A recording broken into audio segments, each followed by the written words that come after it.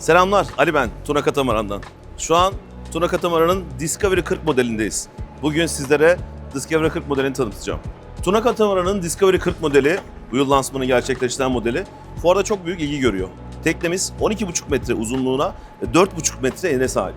60 fit, 70 fit motor yatlarda bulabileceğiniz dinlence alanları 40 fitlik power katımızda sizlere sunuyoruz.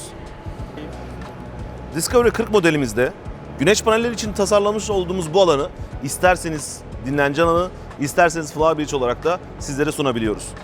Standart modelimizde ise ön tarafta ailenizle güneşlenebileceğiniz devasa bir alana sahibiz.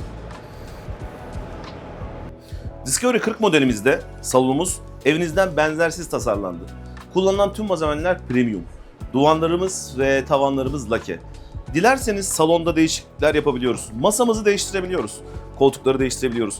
Mobilyaların renklerini değiştirebiliyoruz. Dilerseniz burada full ekipmanlı bir mutfağa sahipsiniz. Buzdolabını büyütebiliyoruz, mikrodalga ekleyebiliyoruz. Burada konsolumuz mevcut. Dilerseniz buraya tüm elektronikler geliyor. Tabii şu an motor takılı olmadığı için konsolumuzda kollarımız, gaz kollarımız bulunmuyor ama buraya bir kaptan koltuğu ve gaz kollarımız ve ekranları gelecek. Salonumuzda sancak tarafta bir kabin ve büyük bir duş var. İskele tarafımızda aynı şekilde büyük bir master kabin ve büyük bir duş var. Dilerseniz kabinlerimizi değiştirebiliyoruz. 3 kabin, tek tuvalet, 2 kabin, 2 tuvalet şeklinde yapabiliyoruz. Tabi dilerseniz giyinme odalarını da ekleyebiliriz. Her şey sizin elinizde. Ne isterseniz biz size öyle teslim edebiliriz. Şimdi sancak kabinimize birlikte bakalım. Discovery 40 modelimizin sancak baş master kabininde 2 metreye 1,60 devasa bir yatağı var. Arkamda bir tam boy dolabı, yatağın altında birçok saklama alanı mevcut. Dilerseniz makyaj masamızın alt tarafında da yeteri kadar saklama alanı mevcut. Sancak baş kabinimizin şimdi duşuna, tuvaletine geçelim. Power katamaranımızın sancak kış tarafında bulunan banyomuz ve duşumuz son derece rahat. Görüyorsunuz evinizden farksız. Tuvalet son derece kullanışlı ve rahat. Diğer tekneler gibi sıkışık değil. Burada tam boy bir lavabomuz var. Saklama alanlarımız mevcut. Son derece rahatsınız burada. Katamaranımızın şu an iskele baş master kabinindeyim. Farkında mısınız? Sancağı anlatırken de master kabin dedim. Evet, bu teknede ikiz kabinler var ve ikisi de master kabin. Bu yatağımız da 2'ye 1. Burada da saklama alanlarımız var ve burası da çok ferah. Tam yaşamınıza uygun. Gelin birlikte power katamaranımıza bir de dışarıdan bakalım.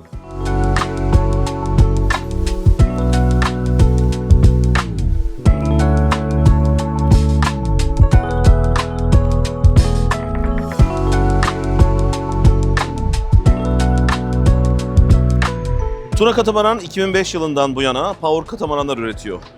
İzmir Kemalpaşa Organize Sanayi'den ürettiği tüm power katamaranları dünyanın her köşesine yolluyor. Dünyanın birçok köşesinde bayiliklerimiz var. Firmamızın kurucusu Nadir Tuncay ve oğlu Murat Tuncay ile birlikte tüm sektörü önde ve lider bir şekilde yürütüyorlar. Power katamaranlar neden mi çok dengeli, neden mi çok hızlı? Çünkü çift gövde yapısı nedeniyle 1 metre dalgalara bile hiç hissettirmeden girip çıkabiliyor. Çift yanma 370 beygir makinelerle birlikte 35 milya kadar çıkabiliyor. Siz de bu deneyimi yaşamak isterseniz bizden randevu alıp ve testlerimize gelebilirsiniz.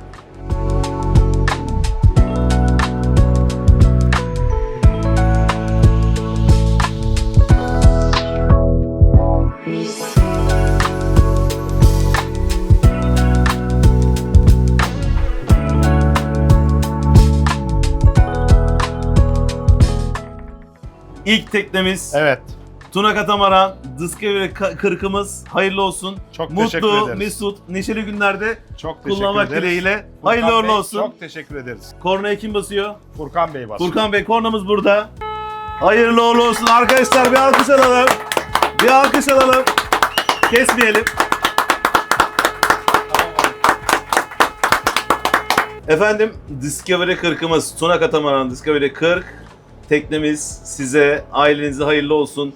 Mutlu, mesut, güzel günlerde kullanmanız dileğiyle hayırlı olsun diliyoruz.